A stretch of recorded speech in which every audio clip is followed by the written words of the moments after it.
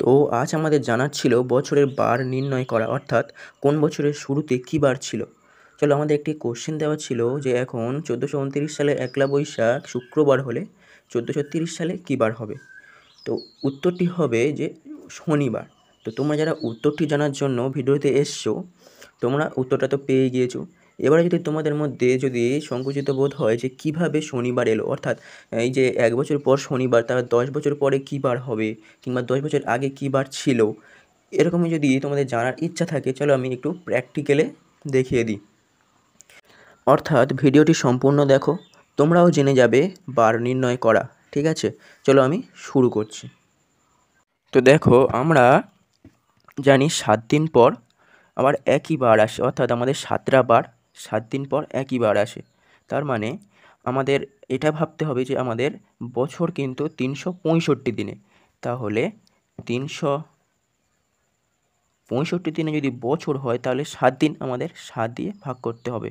7 দিয়ে ভাগ করা মানে তাহলে কত আসছে? 5 সাইতে 35, 1, 5, 7 দুকানে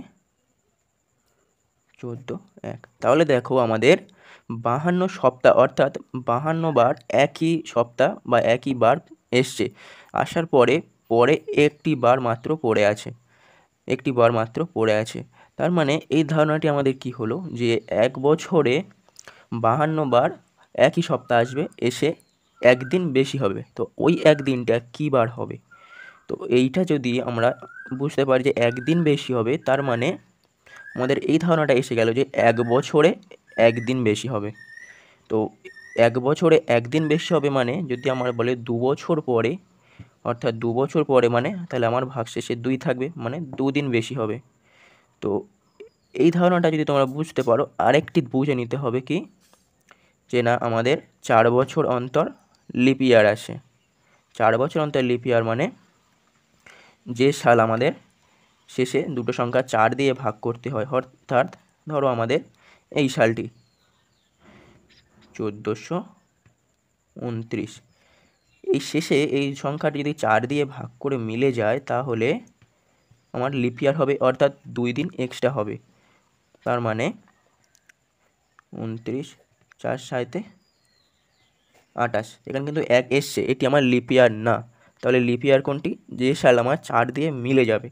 ধরো 36, 1436, তাহলে 36, তাহলে আমি 4 দিয়ে ভাগ করব, 4 9 36।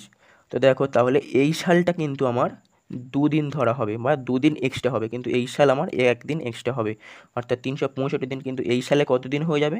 366 দিন। তাহলে এই ধারণাটি আমার এসে গেছে, 1 বছরে 1 দিন বাড়বে, 2 বছরে 2 দিন বাড়বে, এবং যে বছর লিপ ইয়ার হবে সে বছর 3 দিন বাড়বে।